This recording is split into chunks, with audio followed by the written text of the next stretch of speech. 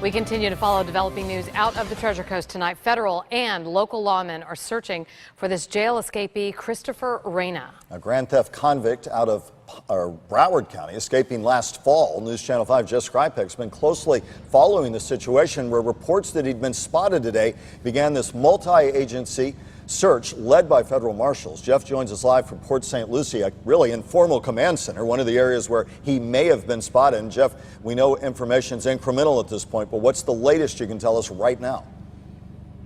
Well, Michael and Kelly, we are getting some reports from my colleague Dan Corcoran, who is actually at the perimeter, that it is possibly breaking up right now and they're moving. We're trying to get confirmation on that, and to give us a little more information on that, joining me live right now, Sergeant Frank Sable at the Port St. Lucie Police Department. Frank, what are you hearing out there right now about the perimeter, if anything? Well, it sounds like they are starting to relax that portion of the perimeter that they have, but the K-9 is still working over by the C-23 canal. So it's not unusual for perimeters to be fluid and to move from one location to another.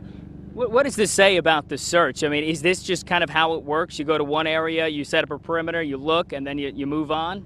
Right. If you exhaust all the leads in one perimeter, and then you think that it may have moved to a different location, then you just adjust where the officers are, and then you focus your concentrated effort in that location that they believe that they're still looking for. Now, given the conditions out here right now, it is rainy, it's a bit windy, and it is getting late into the night. What are the chances of you guys apprehending him?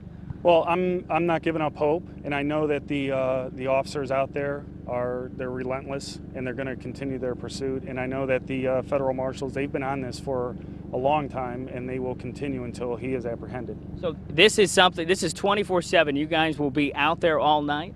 They will be out there until they are sure that he is not in that area, and then hopefully we will get leads to point us to a direction of where he is at. Does the time have any impact on the search and being able to find him? Is that important? Well, the time is for us to be out there. It's not really relevant, because we will stay there and we will pursue as long as we can track and get leads.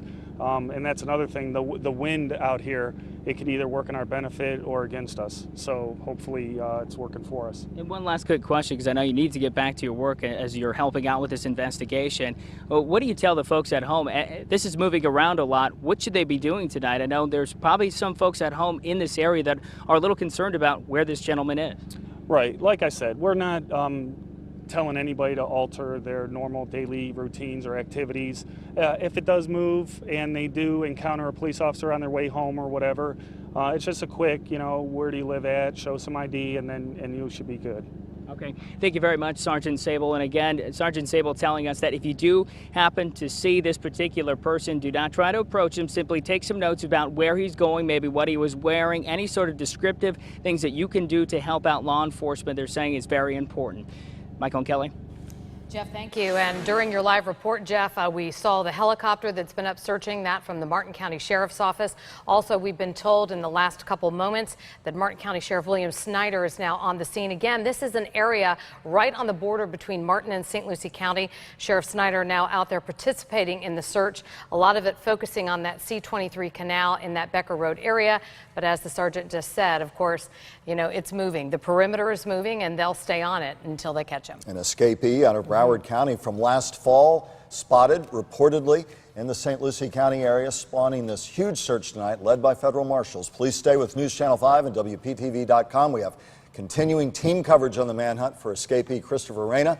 If you see him again, do not approach. Consider him dangerous. Call police immediately at 772-871-5000 or Treasure Coast Crime Stoppers 1-800-273-8477.